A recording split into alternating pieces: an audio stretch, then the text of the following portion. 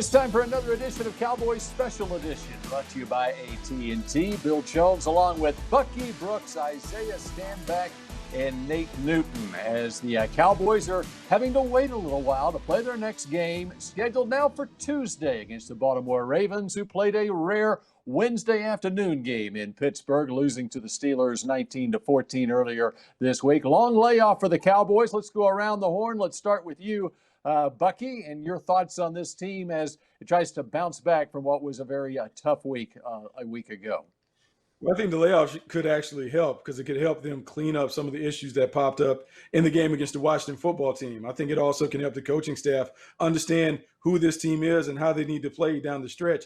As bleak as it may look right now, the schedule really opens up for the Cowboys, but it takes them getting back on track. This is a huge opportunity in front of them with the Baltimore Ravens. Yeah, I think there were some benefits to it, Buck, so I agree with you on that aspect. But on the other end, you might not have wanted to possibly see a gentleman by the name of Lamar Jackson, Big Campbell, and Big Yannick back there. So, it allows some of those guys to potentially come back for this game. If those guys are in this game, we got to strap up. You know, the way I feel about it, man, is it was a perfect opportunity for Coach McCarthy to steal some practice time, but they don't allow these guys to practice. And that's the disheartening thing, is that these guys did not take advantage of all the space to practice and get better.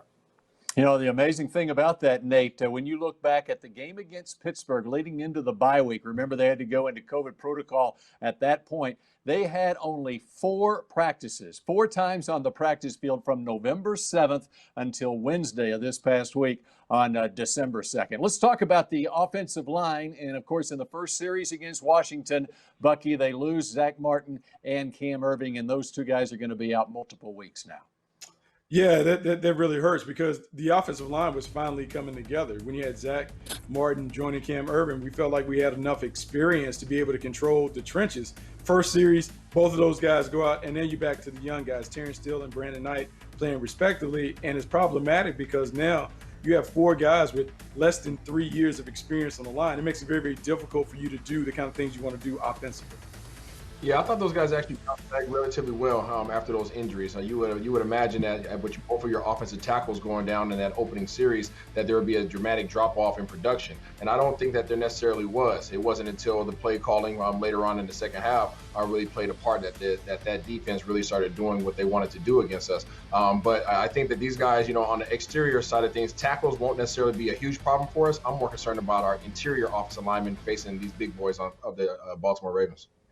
And they will have to play well as they're in the middle, so that this team can be successful. This is the sad thing about this situation here. Coach Philbin has been putting this thing together week in and week out. Now we need for the offensive coordinator to get on board and to help these guys a little bit more.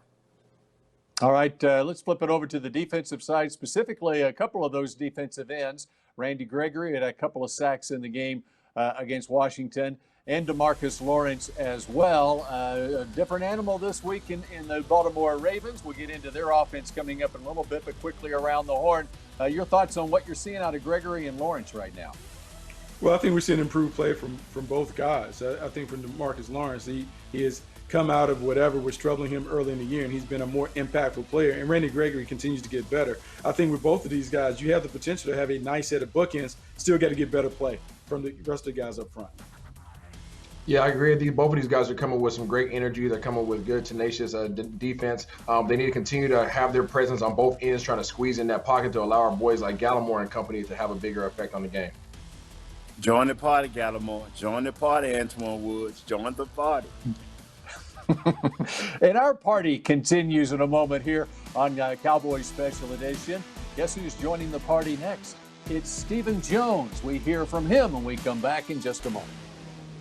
Special Edition, presented by AT&T, is brought to you by Ford. Visit your local Ford dealer. Ford is the best in Texas. Geico. 15 minutes could save you 15% or more on car insurance. Salvation Army, doing the most good. And by AT&T.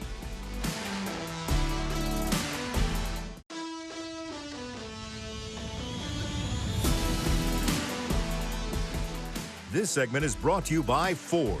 Visit your local Ford dealer. Ford is the best in Texas. Cowboys Special Edition brought to you by AT&T continues now as we break down this matchup, the Cowboys and the Ravens Tuesday night in Baltimore. And, of course, there's been all sorts of difficulties for this Baltimore team in terms of COVID. Looks like Lamar Jackson will make his return. Now, had they played when originally scheduled last Thursday, then Lamar Jackson probably wouldn't have played against the Cowboys. But, Isaiah, stand back. Let's start with you and tell me what the Cowboys are facing in this guy, Lamar Jackson, in this offense. Yeah, that's the one downside to us having those additional days and their game getting pushed back. Now there's a big chance, obviously, we're going to face big Lamar Jackson, and he's going to come back. He's going to be well rested, and he's going to have what we call fresh legs. These guys run a ton of motions pre-existing to the snap, and that has caused our defense problems in the past. We're going to have to be sure up front, not only interiorly with Ingram, but obviously with Lamar Jackson wanting to get outside into these running lanes.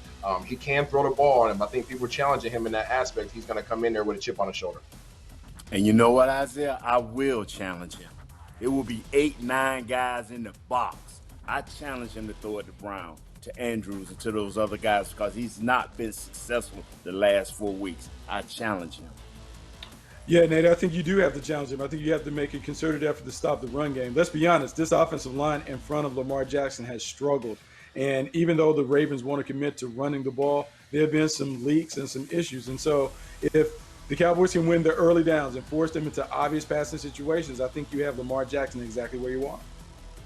And obvious issues on that offensive line due to injuries. Ronnie Stanley and Orlando Brown had to move over to the left side.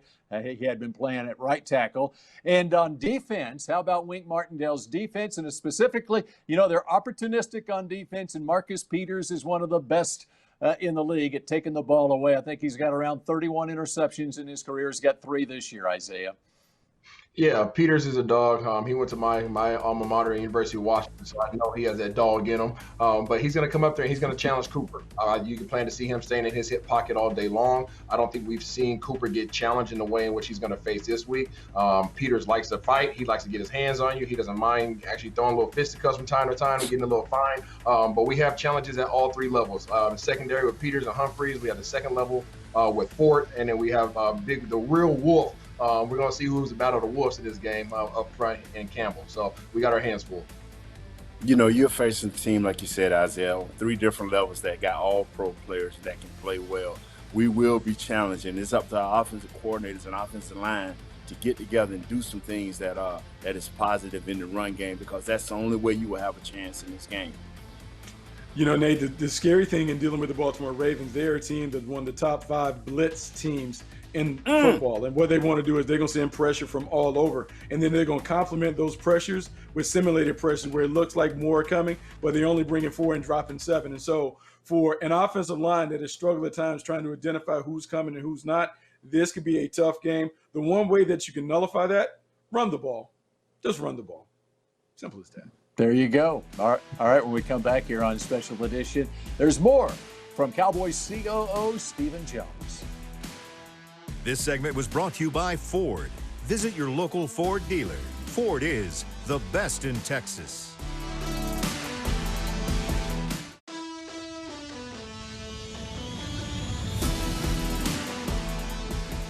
Special Edition, presented by AT&T, was brought to you by Ford.